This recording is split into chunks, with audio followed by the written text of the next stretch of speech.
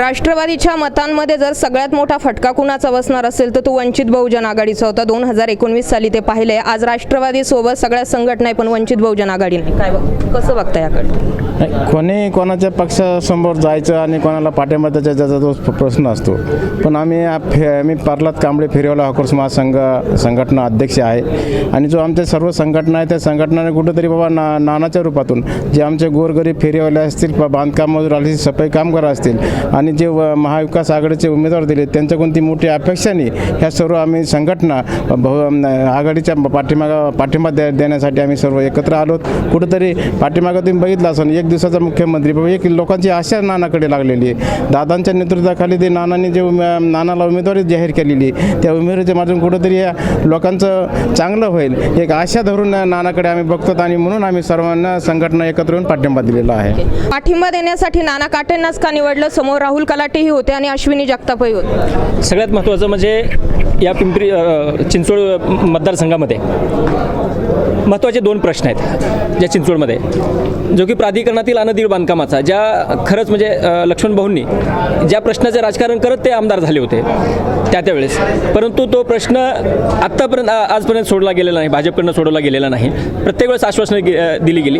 त्याच्यामुळं हा खोटेपणा उघड पाडून त्यांना कुठंतरी ठामपणाने जो विरोधी पक्ष आहे, एकमेव असा विरोधी पक्ष आहे, विरोधी पक्ष नेता आहे जो की हा काम करू शकतो आणि हे काम करून घेऊ शकतो असे अजितदादा पवार असल्यामुळं आणि अजितदादासारखा मोठा नेता नाना काटेंच्या पाठीमागे असल्यामुळं ह्या पिंपरी चिंचवडच्या विकासाला नक्कीच दिशा मिळणार आहे आणि अनधिकृत बांधकामाचा हा प्रश्न सुटणार. आणि जो शास्तीकराच्या बाबतीमध्ये ही जी वारंवार फसवणूक चालू आहे त्याला फक्त एकमेव अजितदादा हेच हा प्रश्न सोडू शकतील. ह्याच उद्देशातून आम्ही नाना काटे यांच्या पाठीमागे उभा आहे. अनधिकृत बांधकामाचा मुद्दा जो त्यांनी मांडलेला आहे, वाटतं नाना काटे सोडवू शकतील?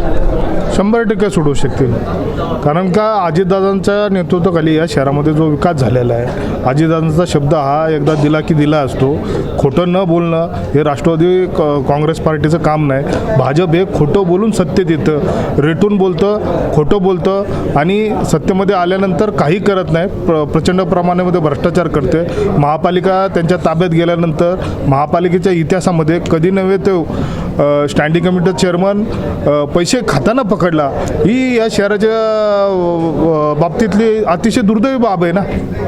म्हणून आम्ही सर्व जे काय चळवळीमध्ये काम करणारे पुरोगामी संघटना आहेत त्यांनी इथं या ठिकाणी एकी दाखवून नाना काटेंच्या पाठिंबा देण्यासाठी आम्ही या ठिकाणी पाठिंबा 2 नंबरची मतं राहुल कलाटेंनी घेतलेली आहे 2014लाही आणि 2019लाही. मग तुम्हाला काय वाटतं नाना काटेंचं पारडं जड कसं राहू शकतं? राहुल कलाटे यांनी 2 नंबरची मतं जरी घेतली असतील मागच्या इलेक्शनमध्ये तरी त्यावेळेला राष्ट्रवादी काँग्रेस आणि इतर संघटनांनी त्यांना जाहीर पाठिंबा दिला होता आणि ते सर्व पक्षाचे पुरस्कृत उमेदवार होते म्हणून त्यांना त्यावेळेला 2 नंबरची मतं मिळाली होती. परंतु आत्ताची परिस्थिती बघता फक्त राहुल कलाटे हे स्वतःच्या नावावरती हे एवढे अचिव्हमेंट करू शकणार नाहीत.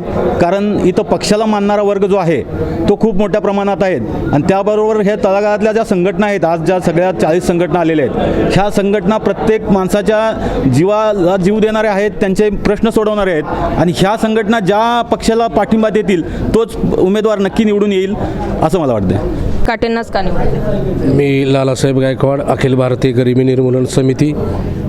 या महाराष्ट्रामध्ये पिंपरी चिंचवड भोसरी मतदारसंघामध्ये गरिबी आणि श्रीमंती हा 2 गट तयार झालेले आहेत. गरीब हा गरीबच राहतो, श्रीमंत हा श्रीमंत होतो.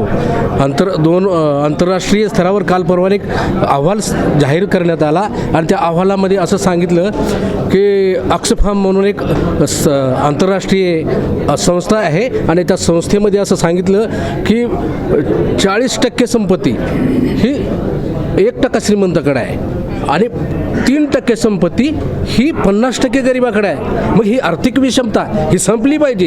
ही गरीब आणि श्रीमंत ही जी दरी जी रुंदावते आहे त्याच्यावर ह्या राष्ट्रवादीनं काँग्रेस पक्षाने हा कार्यक्रम त्यांचा पुरोगामी विचाराचा कार्यक्रम ह्या दिशेला चालतोय.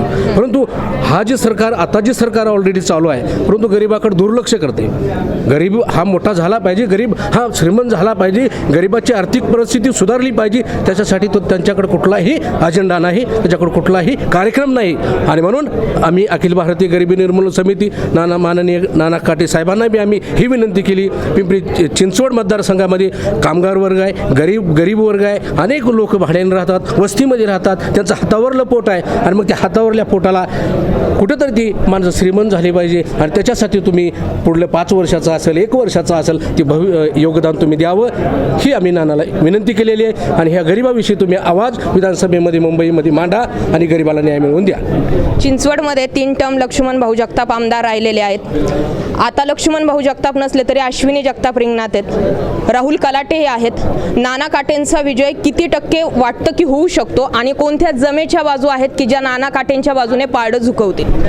एक तर शिवसेना, राष्ट्रवादी काँग्रेस आणि काँग्रेस या तिन्ही पक्षाचे कार्यकर्ते आणि सर्व मतदार यांच्या पाठीशी उभे आहेत. महाविकास आघाडीच्या माध्यमातून जे महाविकास आघाडीचं सरकार या राज्यामध्ये होतं त्या कालावधीमध्ये कोरोनाच्या कालावधीमध्ये केलेलं काम आणि माझ्या माहितीप्रमाणे हसन मुश्रीफ साहेब कामगार मंत्री होते, राहिलेले आहेत.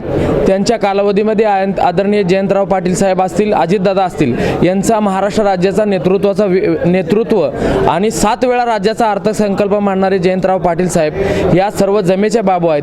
राहिला प्रश्न चिंचवड विधानसभेच्या माध्यमातून जर बोलायचं झालं तर इथल्या घरांचा प्रश्न आहे, श्रमिक वर्गांना घरं मिळालेली नाहीत, बेरोजगारीचा प्रश्न आहे, बेरोजगारी 6.7% आलेली आहे, अनेक लोकांना काम नाही, काम देऊ म्हणून झुलवण्यात आलं, पाण्याचा प्रश्न आहे, 24/7 पाणी कुठं मिळालं, अनेक प्रश्न आहेत.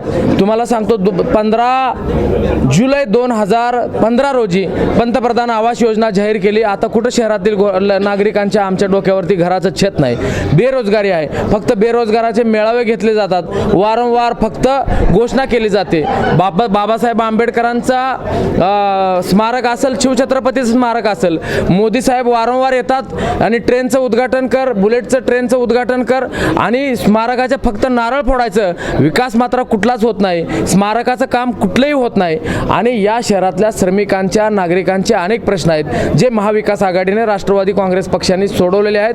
अनेक मुद्दे मी थोडक्यात मुद्दा एक सांगायचं म्हटलं तर या शहरातलं ज्वलंत उदाहरण सांगतो. ज्या वेळेला महाविकास आघाडीने कोरोनासारखा भयानक परिस्थिती असताना, लॉकडाऊन असताना 1500 रुपये रिक्षा चालक, घरेलू कामगार, बांधकाम कामगार आणि फेरीवाला या 4 घटकांना सांगितलं की तातडीनं आम्ही देऊ आणि तातडीनं RTGSच्या माध्यमातून 1500 रुपये दिल्यानंतर पिंपरी चिंचवड शहरातील जे सत्ताधारी भाजपचे लोक होते त्यांनी सांगितलं की राज्य शासनाने 1500 रुपये दिला तर आम्ही 3000 देऊ आणि सगळ्याला फसवलं, गोरगरिबांना आशा दाखवली आणि त्यांच्या तोंडाला पानं पुसण्याचं काम हे भाजपच्या लोकांनी केलेलं आहे. या शहरातील सर्व श्रमिकांना, कामगारांना, कष्टकऱ्यांना फसवण्याचं काम गेल्या अनेक 5 वर्षापासून केलेलं आहे. जुन्याच मॉडेलला नवीन कलर द्यायचा, नवीन मुलामा द्यायचा आणि ते आम्ही केलं असं दाखवण्याची जी नीती आहे ते अत्यंत चुकीची आहे. एकीकडे आपण मुंबईचं उदाहरण जर घ्यायचं असेल तर मोदी शहा येतात म्हणून झोपडीला तुम्ही पडदे लावतायत, परंतु आमची भूमिका आहे, अमित शहा ज्या वेळेला झोपडपट्टीमध्ये येतात त्यावेळेला माधुरी दीक्षितला भेटायला जातात, मोठमोठ्या धनिकाला भेटायला जातात. माझ्या गरीब झोपडपट्टीधारकांना,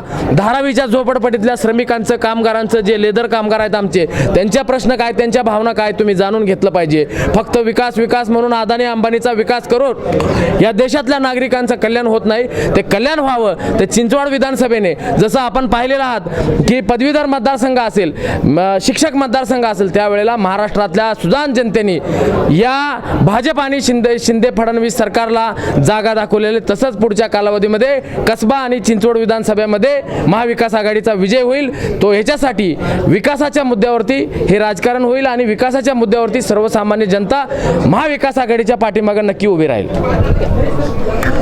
तर शिक्षक पदवीधर निवडणुकांमध्ये गणित बदललेलं दिसलं, त्यामुळे आता महाविकास आघाडीच्या पाठिंब्यावरती नाना काटे या ठिकाणी निवडून येणार की नाही हे पाहणं गरजेचं आहे. या ठिकाणी 40 विविध संघटना होत्या, ज्या संघटनेचा राष्ट्रवादी काँग्रेस थोडक्यात नाना काटे यांना पाठिंबा आहे. आता पाहणं हे गरजेचं आहे की मतदार नेमकं मतदान कोणाच्या पारड्यात टाकतात. कॅमेरामॅन भानुदास हिवराळेसह मी विजया वामन, आपला आवाज.